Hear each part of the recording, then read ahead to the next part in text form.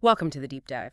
Today we're digging into something really fascinating from the Gospel of Luke, chapters 18 and 19. Right. Specifically, these two stories that happen one right after the other, they're clearly meant to be read together, as a single piece almost. Exactly, and they're set during Jesus' final trip through Jericho. What's striking is who they focus on to people who are, well, polar opposites in society. That's really the heart of it, isn't it? This juxtaposition is so powerful. You've got this blind beggar totally on the margins, Mm-hmm. and then immediately after, there's Zacchaeus, this incredibly wealthy chief tax collector, someone who's an oppressor, really. Putting them side by side like this, it really gives us this incredible window into Jesus' mission, doesn't it? And maybe redefines who we think of as lost. Absolutely. And it forces us to look at what kind of response is needed when grace actually comes looking for you. So our mission today really is to unpack that, to understand how grace works across these huge social divides and, importantly, what it asks of you in return: faith, action. It seems like both are key. Yeah, and the big question looming over both stories is this. How can two people, one at the very bottom, one at the very top, both be in the exact same boat, both totally lost, both needing salvation just as desperately? And what can their responses, so different but both really brave, teach us about, well, what we prioritize when we seek grace ourselves? Okay, yeah, let's dive into that. Starts in Jericho. Right, Jericho. A major city back then. Lots of trade, lots of traffic. Jesus is passing through, and this is where these two encounters happen, and we start literally on the edge of town with Bartimaeus. Bartimaeus is, well, he's the absolute bottom rung of the social ladder, blind, Mhm. a beggar.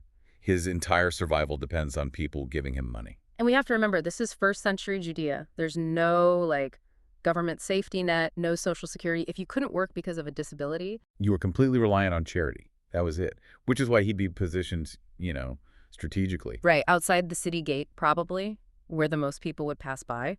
He's dependent, marginalized, basically invisible to many. And even though Jewish law, the Torah, commanded people to care for the poor, the widows, the orphans, Yeah.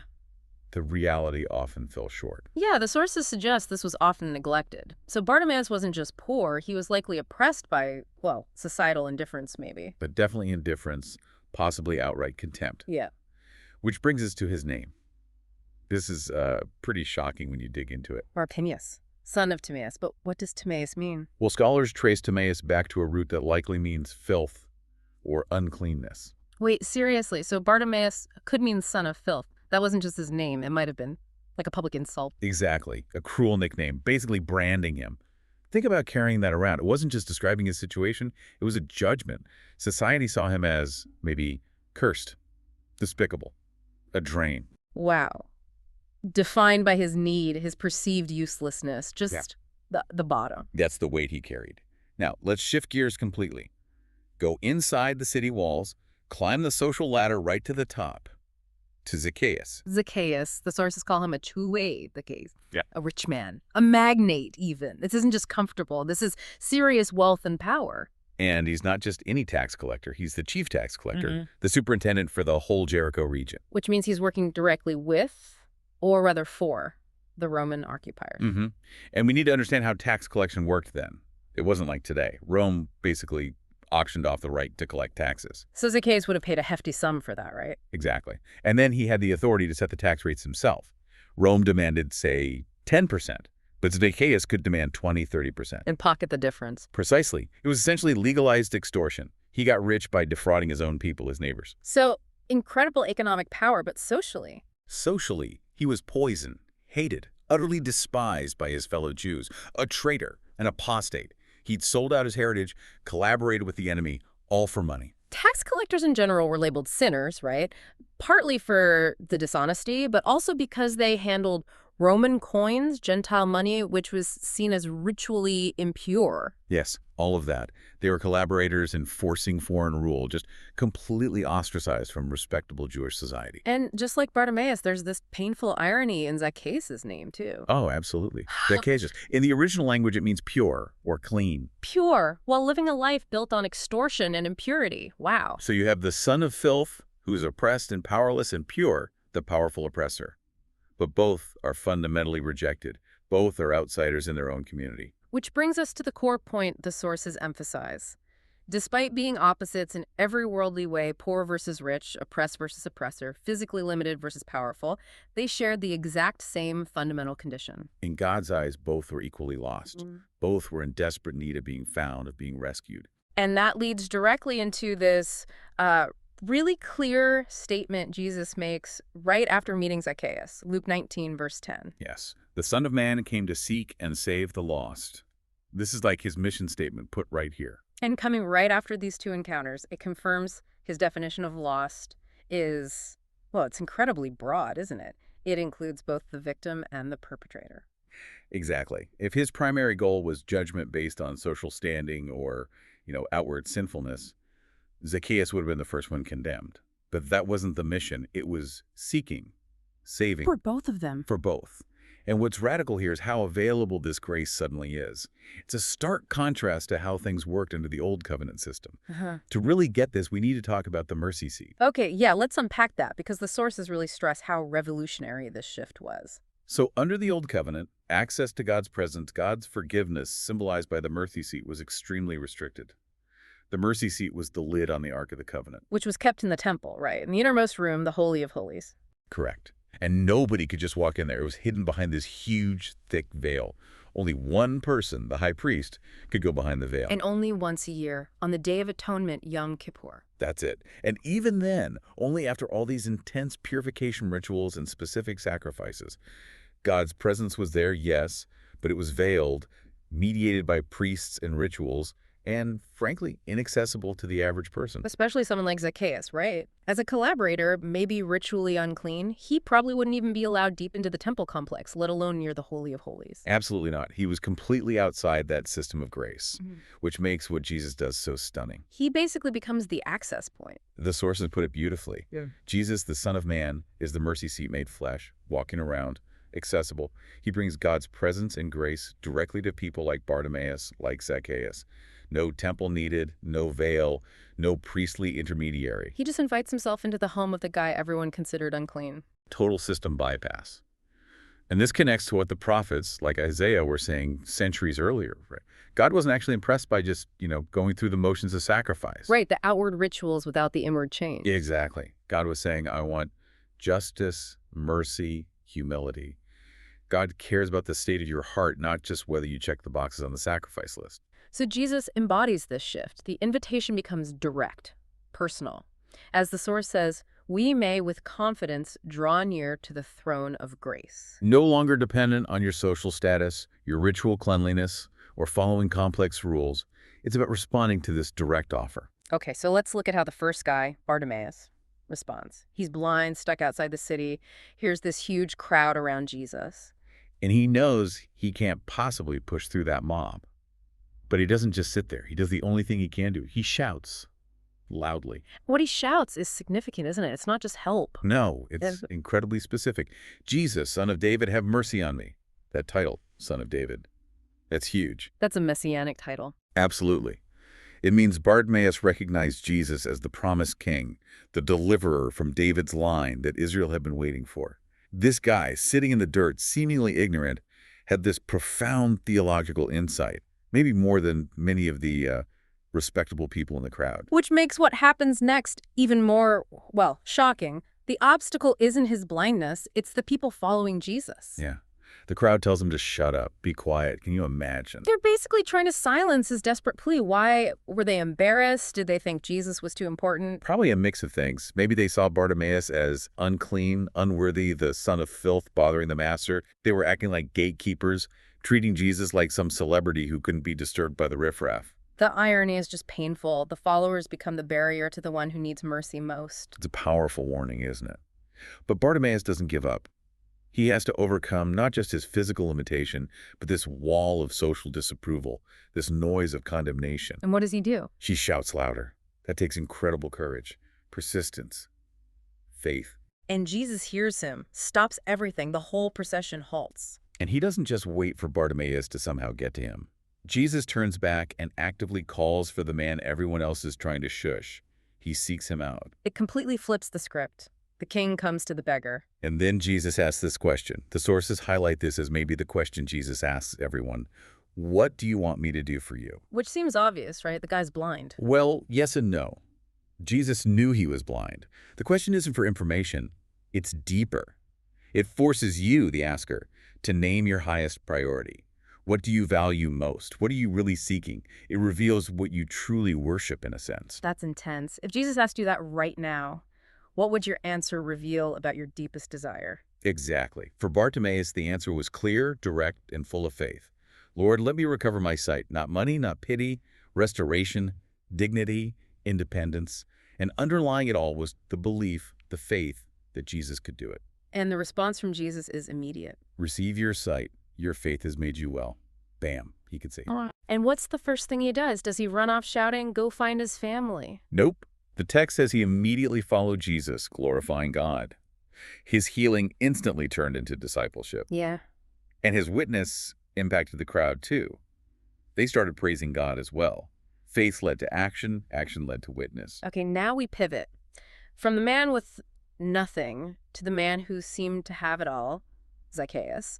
He also hears Jesus is coming, also wants to see him, but he has his own barriers. Yeah, the text says he was short, so physically he couldn't see over the crowd, but we should probably assume there was a social barrier too. You mean the crowd wouldn't exactly part like the Red Sea for the chief tax collector? Probably the opposite. They likely despised him. Even if he tried to push through, they might have blocked him, insulted him. Remember how they treated Bartimaeus? They weren't exactly welcoming. So Zacchaeus does something, well, pretty desperate and undignified for a man of his standing. He climbs a sycamore tree just to get a look. For a wealthy, powerful official, a Kaizen, that's embarrassing, right? That's something a kid would do. Totally. It's a complete loss of face, a public humiliation. His desire to see Jesus must have completely overridden his pride, his need to maintain his status. He had to be willing to look ridiculous. He sacrificed his dignity just for a chance to see, and then Jesus reaches that exact spot, looks up, and calls him by name. Zacchaeus. This is huge. First, the name. It implies, theologically, that Jesus knew him, knew who he was, and likely what he was. Like all his dirty deals and exploitation were laid bare. The sources use that idea, yeah. That guy spread out, completely visible to Jesus, yet despite knowing everything. No condemnation, instead an invitation. Or really, a command. Zacchaeus, hurry and come down, for I must stay at your house today. I must stay at your house. That must have sent shockwaves through the crowd. Oh, it's a massive scandal. Think about the social rules. An honored guest, a respected rabbi like Jesus, should be hosted by the town elders, the Pharisees, the respectable people. Not the most hated sinner in town. Exactly. Jesus bypasses all the worthy hosts, the ones who probably felt entitled to host him. Maybe the same ones who told Bartimaeus to be quiet and invites himself to the house of the collaborator, the cheat. You can almost hear the grumbling starting immediately. He's gone to be the guest of a sinner. That grumbling reveals Zacchaeus' deepest need, though. He had money, power, but what did he lack? Acceptance, belonging, respect. Precisely. He was shut out, excluded from the community, from the temple, from genuine relationship. His name meant pure, but everyone treated him as unclean. So Jesus showing up at his house, choosing him. That was the miracle for Zacchaeus, wasn't it? It was radical public acceptance, inclusion. Yeah. Just as sight was the miracle for Bartimaeus, being seen and accepted was the miracle for Zacchaeus. Jesus conferred honor on the dishonorable right there in front of everyone. So these stories aren't just ancient history. They're like case studies, right? Showing us the kinds of things that stop us today from, really receiving the gospel, the good news. Exactly. If Jesus is metaphorically walking through our town, our lives, why do we sometimes hesitate? Why don't we climb the tree or shout out? The sources point to some key barriers, both internal and external. And both Bartimaeus and Zacchaeus had to smash through these. Let's look at the first one, fear. Specifically, the fear of leaving your comfort zone. Okay, Bartimaeus. What was his comfort zone? It sounds strange, but it was begging. Right. It was miserable, humiliating, sure, but it was known, predictable. He knew how to survive that way. So the fear, ironically, might not have been staying blind. It might have been the fear of seeing. Because if he could see, he couldn't beg anymore. He'd lose his skill, his only known way to get by. He'd have to figure out how to work, how to function in a world he'd never seen. That's terrifying. Trading a known misery for a totally uncertain future? That takes guts. And Zacchaeus, his comfort zone was different. It was his wealth, his status, his public image, even if it was a negative one. His fear was social humiliation. Losing face, being judged. Climbing that tree, inviting Jesus over with everyone watching, he had to deliberately choose potential ridicule over protecting his rich guy facade. Both had to risk their security blanket, basically, whether it was the security of predictable begging or the security of status. They chose the uncertainty of encountering Jesus over the certainty of their current situation. And that hits home, doesn't it? What predictable miseries or routines do we cling to because letting go, truly following Jesus' call, feels too risky, too uncertain? Yeah. Okay, the second barrier, pressure from others, the crowd noise. Bartimaeus faced this head-on. The crowd, the religious folks, literally told him to be quiet. They represented the system, telling him his need was inappropriate, he wasn't worthy. He had to decide his need for Jesus was more important than the collective disapproval of everyone around him. And Zacchaeus faced it too, maybe more subtly. The sneers as he climbed the tree, the grumbling when Jesus chose him. He had to ignore the judgment of the entire community. This ties into that saying the sources mention about a person's enemies being those of his own household. Right, and the point isn't necessarily literal family conflict, although it can be.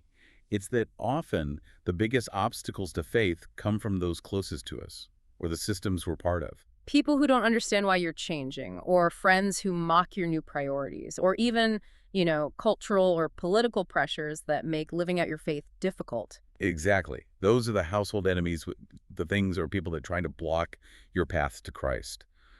Both Bartimaeus and Zacchaeus had to find the courage to push past that resistance, whether it was loud shouts or quiet judgment. So they overcame the barriers. And their responses, though different, are presented as like the two sides of the same coin needed for grace to take root. That's the critical takeaway. Bartimaeus shows us faith. Zacchaeus shows us repentance. And you need both. Let's break that down. Bartimaeus' faith. How did he show it? Well, first, he believed before he saw anything happen. His cry, Son of David, wasn't just a guess. It was a declaration of faith that Jesus was the Messiah and could heal him. Believe first. Belief first. And then, crucially, his faith wasn't just internal. The instant he was healed, what did he do? He followed Jesus. He glorified God. His faith immediately resulted in action and witness. It wasn't passive. Okay, now Zacchaeus. His response is all about repentance. And again, it's not just saying sorry, it's immediate, dramatic action. Right. Jesus comes to his house, and Zacchaeus stands up and makes this public declaration. No prompting, it seems, just this overflow of response. And what does he pledge? Two huge things. First, look, Lord, here and now I give half of my possessions to the poor. Half of everything he owned. That's radical generosity, especially considering how he got that wealth. That alone is massive. But there's more, right? The restitution part? Yes, and this is where we need the context of the law. Under the Old Testament law, if you defrauded someone and wanted to make it right, if you confessed, what did you have to do? You had to pay back what you took, plus a penalty. Exactly. Pay back the amount, plus 1/5, 20% extra. That was the requirement for restitution, to be considered square with the community and the law. Okay, so 120% total. What did Zacchaeus promise? He promised, if I have cheated anybody out of anything, I will pay back 4 times the amount. Fourfold. 400%. Wow, that's way beyond the legal requirement. Miles beyond. Think about the cost. He's already giving away half his stuff. Now, on top of that, for every person he cheated even a little bit, he's paying back 4 times over. This would have been financially devastating. It might have wiped out most of his remaining fortune. It proves his priorities have completely flipped, doesn't it? The money he worshipped, the wealth he built his life on, suddenly means nothing compared to being right with God and people. It's the ultimate proof of genuine repentance. It's action. It cost him dearly. This is where the contrast with that other story, the rich young ruler, comes in. Right, the guy Jesus told to sell everything, and he went away sad because he couldn't let go of his wealth. His money was his God. Zacchaeus passed the test. The rich young ruler failed. His actions screamed louder than any words that Jesus was now his Lord, not his money. So it's not enough just to feel bad or even just to believe. There has to be concrete action that demonstrates the change. That's what the sources drive home. You need the faith of Bartimaeus, the belief that fuels the initial cry for help. And you need the costly, active repentance of Zacchaeus, the tangible proof that your life is genuinely reoriented around Jesus. Yeah. Hashtag tag outro. So wrapping this up, it's this incredible dual lesson, isn't it? First, Jesus' mission is universal. He seeks out everyone who's lost. Doesn't matter if you're the poorest victim or the richest oppressor. Grace is available to anyone who sees their need. Anyone. Regardless of social standing, past sins, perceived worthiness, He sees the heart. And second, the response required is total. It involves both that deep, trusting faith, like Bartimaeus showed, and that radical, life-altering repentance demonstrated through action, like Zacchaeus. Belief and behavior have to align. hmm And the amazing, maybe slightly terrifying thing is, the sources imply Jesus is still doing this, still passing through our lives, standing at the door willing to come in today. We often feel like we need to get our lives cleaned up first, right? My house isn't ready for Jesus. Or we feel we don't understand enough theology yet. But the beauty is, he understands us completely. He knows our mess, our fears, our hidden compromises, just like he knew Zacchaeus's. And he extends the invitation anyway, right into the middle of our unpreparedness. The readiness isn't the prerequisite, the willingness to respond is. Exactly. Which leads to this final thought, something to really ponder from the sources. It's an anecdote about a sister facing a terrible illness, potential paralysis, maybe imminent death. And what did she say? She told her children, essentially, if she became severely handicapped, unable to function, they should stop treatment. Don't prolong it. Because, she said, she had absolutely no fear of death. None. Wow. No fear of death or even of profound disability. Think about that. What does it mean to have received the life of Christ so fully that it completely strips away the fear of the ultimate enemy, death itself? So much so that even losing your health, your abilities, your livelihood, things Bartimaeus and Zacchaeus both risked losing in different ways, become secondary, almost irrelevant compared to the joy and peace you have in him. That's the challenge these two encounters leave us with, I think. Have we experienced that kind of faith? That kind of repentance? Are we living with the persistent cry of Bartimaeus and the radical, costly generosity of Zacchaeus? Are we brave enough today to let go of whatever false security we're clinging to and truly receive the life that conquers even death? Something to think about.